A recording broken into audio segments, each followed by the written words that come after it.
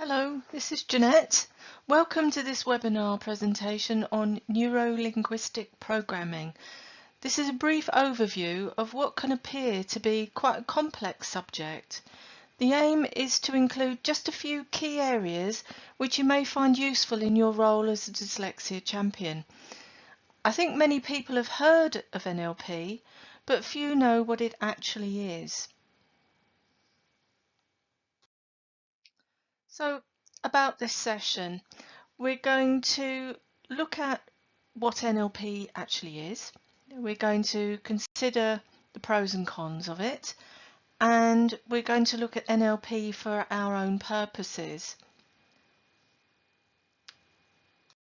Yet again, it's in three parts. So what is NLP? Well, we're going to go through the definition of it, look at the history, and then look at some of the components. Obviously, this is a fairly short webinar presentation, and I can't go into all of it, but I just want to cover some of the ones that I feel are most relevant. So, neuro.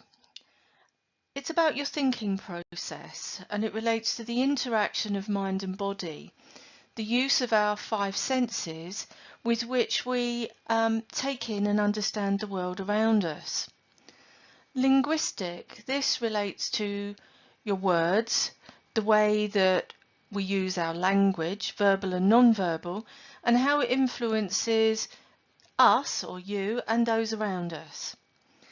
Programming, this relates to behaviour and how we organise our ideas and actions, and how this relates to our own individual view of the world, because that is really just unique to us.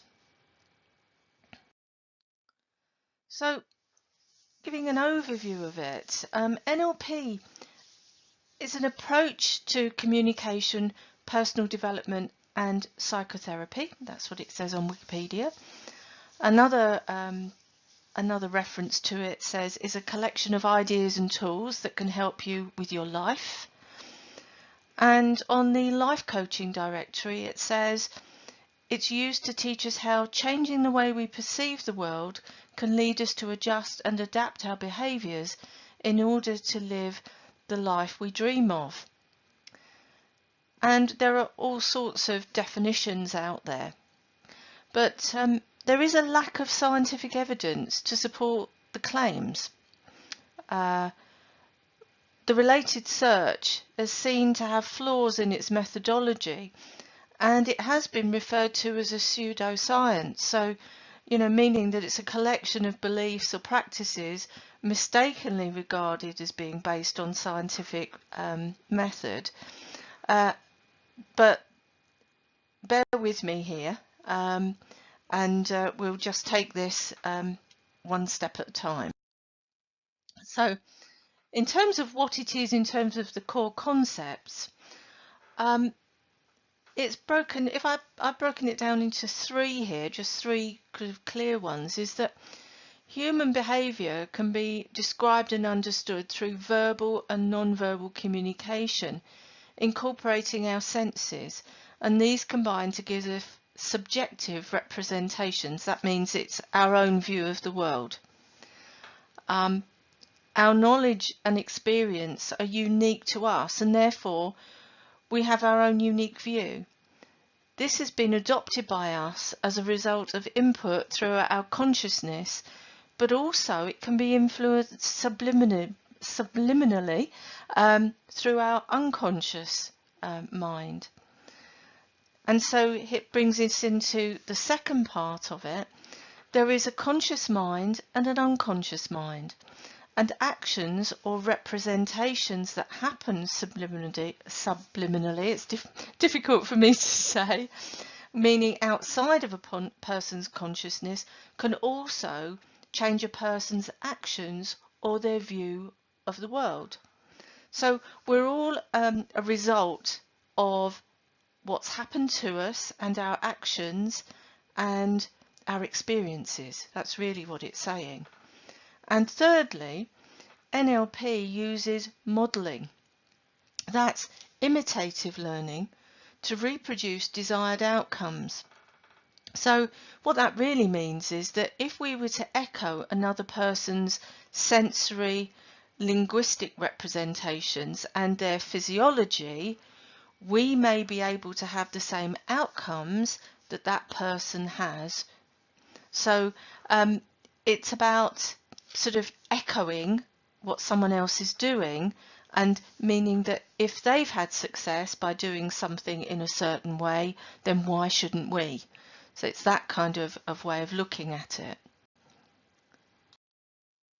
So the history of NLP was that it was first developed in 1972 by two people, John Grinder and Richard Bandler.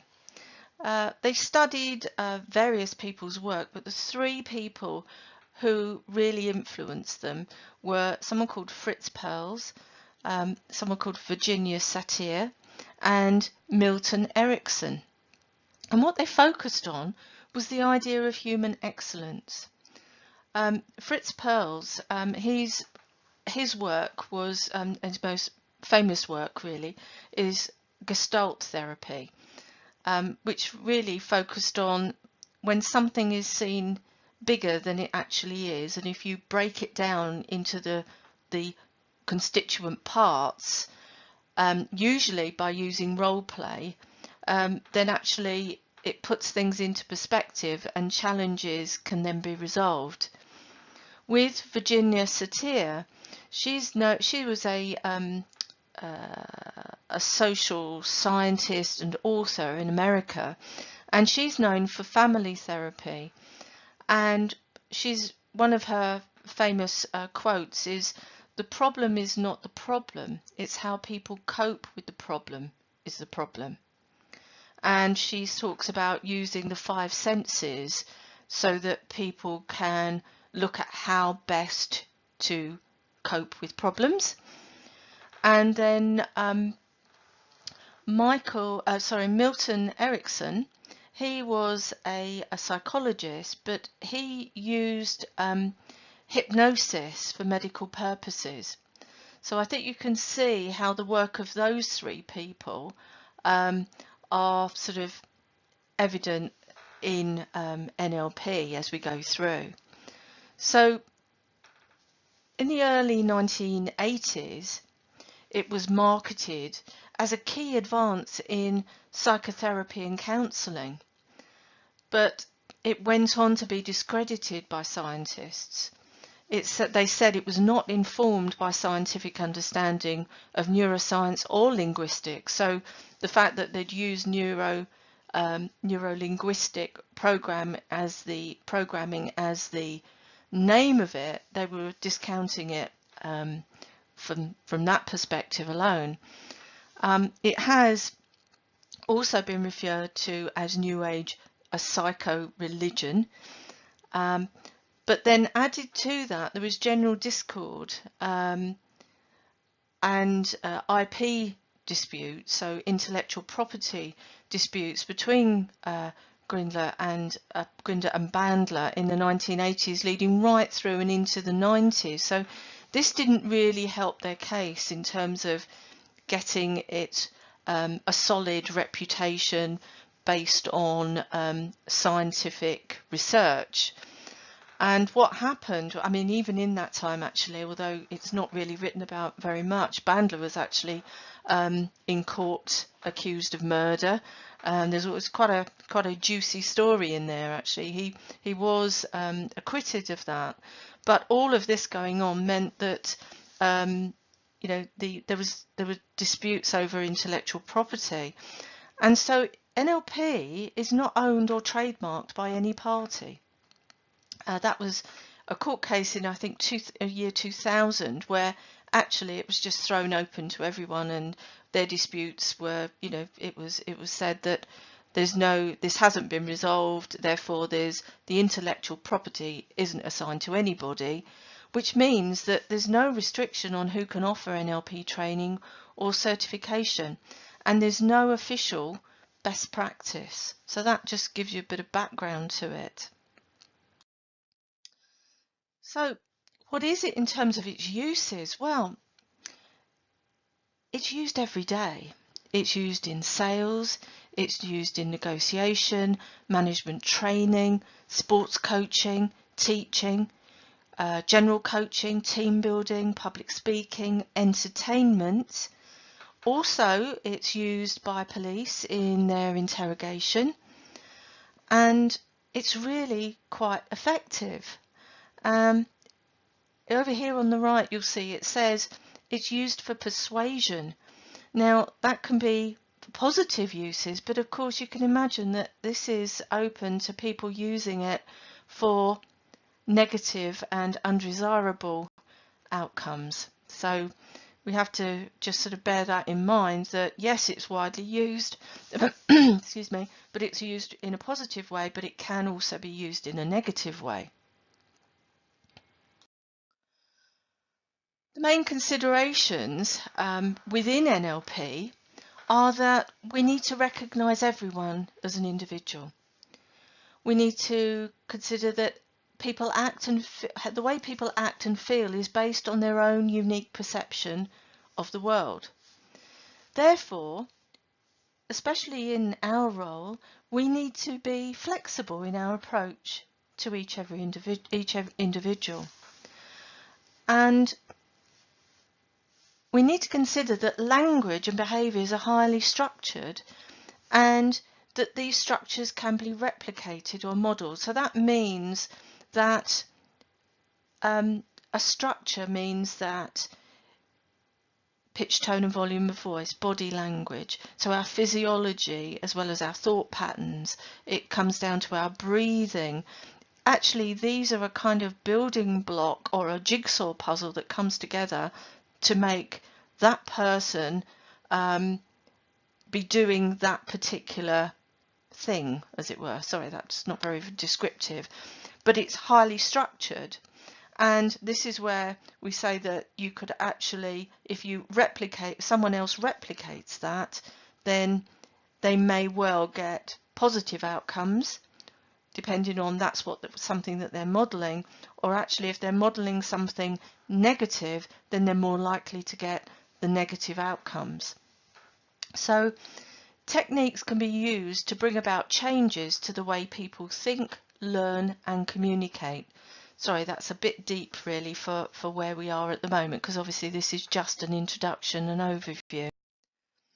But the pros and cons of NLP.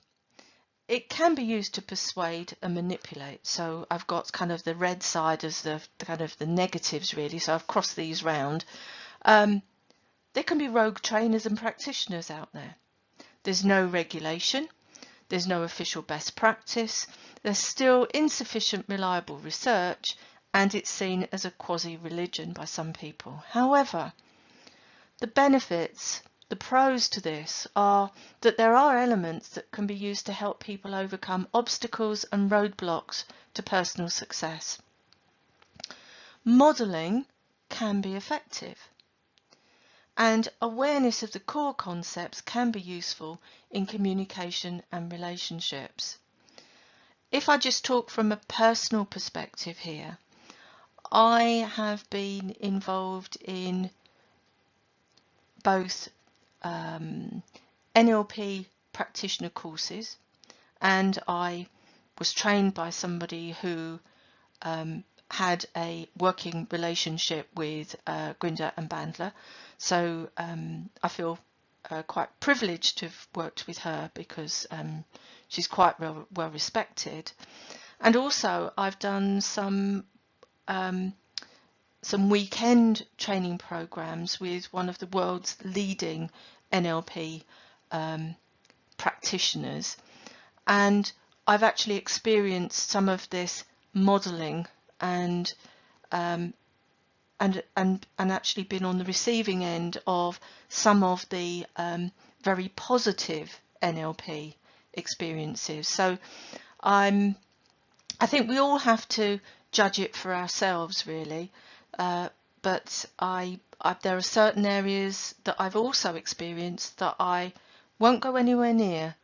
So I just use the pieces that I feel are useful, and don't go anywhere near some of the others. So I would suggest you just keep an open mind on it, really, because we're just doing an overview today. So these are some of the people who make their living, as it were, really, based on NLP. We've got Paul McKenna, we've got Tony Robbins, and we've got Darren Brown. Tony Robbins has done, well, he's written, I think, well, quite a number of books. I've certainly read 4 of his books around personal development, and I've been on his weekend, I wouldn't say seminars, they're the weekend, how would you describe them? Events, I suppose, and where you do walk on fire and various things like that. And he's worked with presidents, and he's worked with sports people, and he's got a very good reputation for personal development. And I'm sure everyone's seen Darren Brown and the hypnotherapy aspects that he uses. So just some of the kind of more famous names associated with NLP, not as necessarily practitioners, but actually using their NLP to in their work, as it were. So probably some of them entertainment, of course. So NLP for our purposes, I would suggest that it's more about rapport, about enhancing our listening skills, and about empathy. So really about effective communication. So building rapport. And so what is rapport? The mental and physiological state that a human enters when they let their social guard down. And it's generally achieved when a person comes to the conclusion that the person they're talking to is just like them. So mirroring body language can help build rapport, but this needs to be done as naturally and subtly as possible. So if we take a positive perspective on it, we're doing this to build a positive connection as quickly as possible. And if you look, you can now look out for this in your own life and in your work and see if people are doing this to you. Of course, there is a negative to this, that this can also be done and used to get close to someone when they're looking to persuade and sell. So we need to kind of keep this as a balanced view. So mirroring is about replicating and mirroring another person's non-verbal signs. So this often happens naturally in the company of close friends and family. It helps us to feel more connected, and there's a greater sense of engagement. So it could be the way that you're sitting. It could be how you have your arms positioned. It could be it's just doing what the other person is doing. Actually, you probably do it quite naturally when you're relaxed. It's something that I would say to start with, just be aware of.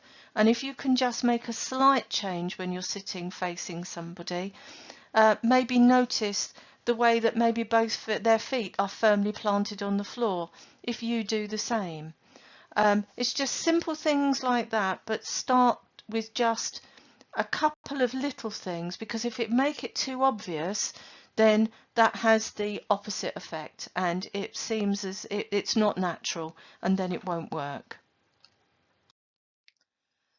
The next thing is listening and echoing. The type of language people use gives us a clue to which of their senses they favour. So whether they prefer to be more visual, more auditory, or they go by their feelings, the kinesthetic nature of it. For example, just a simple sentence, how does that look to you? Someone might actually say, how does that sound to you? Or someone might say, how do you feel about that? So if you've picked up that they're using words related to more to one of the senses in their general communication, then you might want to use more of those type of words too. It takes practice, but it actually can help you get more attuned to one another. It's believed that using similar language can improve communication and aid rapport. Also, echoing the words used to improve social interaction. Obviously, make sure that you've understood the word and you've got it in the right context. But if you use a word back to them, then that can be useful too. And also try to use positive language where possible. Also, in addition to this, consider the submodalities, the finer details, the pitch, the tone, the volume of your voice, and also the pace that you're going at. Remember, we relax and engage more readily with people like us. And empathy. And the 3 R's. Respect. We need to reassure people because they may not be as positive about the meeting as you are. They may have concerns, so reassurance is important. And also our recognition that everyone has their own map of the world. So we need to try to walk in their shoes, as it were, or try to see what they see. Now, I've got just an example here, and I'm just going to put an image up. And so if we say that David has come to talk with you and he shows you something, you may be sitting just viewing this image. Seeing it from this angle, you see it as a raised cylinder with a light blue base. Simple. But then John comes into the room, and when he sees it, whilst he agrees it's a simple blue cylinder, when you both talk about it, you realise he's seen it as well, but he sees it with a light blue top as well as a light blue base, and you realise it's a solid shape and not a cylinder as you first thought. However, if we take time and listen to David, because actually he was the one who wanted to talk to you about it, and we get David's perspective, we get all the important extra information, and we're able to get his perspective, his map of the world, which could so easily have been missed.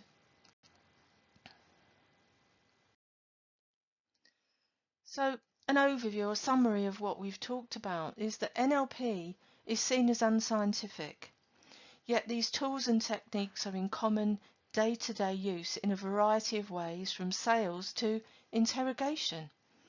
It can have positive or negative outcomes depending upon the ethics of the practitioner.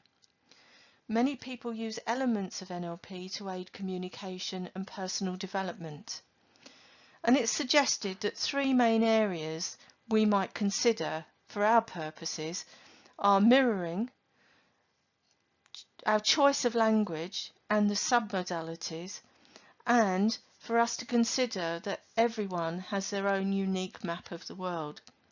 So mirroring, listening to their vocabulary, choosing our words, using positive rather than negative language, and considering pitch, tone, volume and pace, and seeing the situation from the perspective of the person that we're speaking to. It's about respect. We need to reassure them. They may not be as positive about talking to somebody about their challenges as we might anticipate, so we mustn't make assumptions, and we need to recognise that everyone has their own map of the world, their own perspective.